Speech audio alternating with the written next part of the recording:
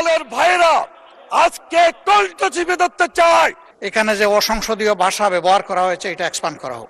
একজন সংসদ সদস্য সংসদের ভিতরে দাঁড়িয়ে যে হুমকির ভাষায় কথা বললেন, আমরা এতে আঘাত পেয়েছি।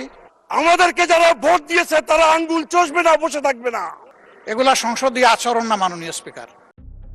বিরোধী দলের ভাইরা আজকে কণ্ঠ চিপে ধরতে চায়, ফ্যাসিস্টের মতো গলা চিপে ধরতে চায়। তার প্রকাশ এখানে চট্টগ্রামের ছাত্র দল একটা শব্দ লিখেছিল গুপ্ত। এই গুপ্ত শব্দের সাথে তো কোনোভাবেই সংশ্লিষ্টতা নেই। গুপ্ত মাননীয় সদস্য, আপনার এক মিনিটে কনক্লুড করেন। শান্তি 1 মিনিট কনক্লুড। স্থিতিশীলতা তারা চায় না। মাননীয় স্পিকার,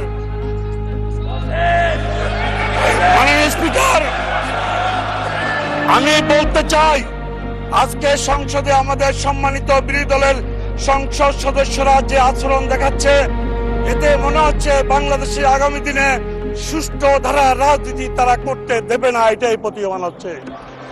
প্রিয় ভাইরা, বিরোধী দলকে আমি এটাও বলে দিতে চাই, আমাদেরকে যারা ভোট দিয়েছে তারা আঙ্গুল চষবে না, বসে থাকবে না।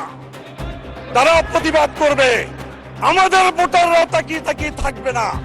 অতএব আমি তাদেরকে সবিনয় অনুরোধ করব, সরকারকে সাহায্য করুন।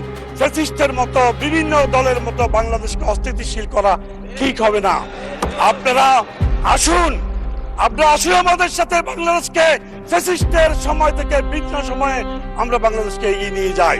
রাজনৈতিক বিভিন্ন দলের বিভিন্ন মতাদর্শ থাকতে পারে, তাদের কথাবার্তাতে সবটাই পছন্দ হবে এমন কোনো ব্যক্তি নয়, কিন্তু অনুগ্রহ করে শুনুন, আমার কথাটি শুনুন।